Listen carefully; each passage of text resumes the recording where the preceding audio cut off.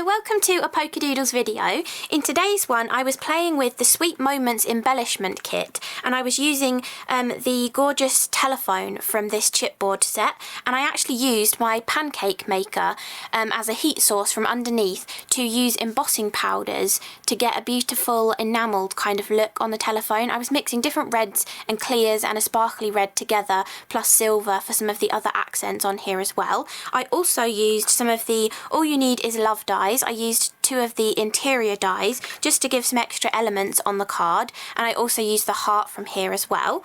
And then I also, as part of my sentiment, used one of the stamps from the Hello It's Me stamp set, and I used the one that says How's Life, and then I've teamed it up with a Dymo label sentiment so it says How's Life, give me a call, to go with the telephone theme. I've also stamped that in the background a little bit as well, done a little bit of ink blending using some Festive berries and aged mahogany Distress Oxides, and then I finished off with a few little heart gems on here as well.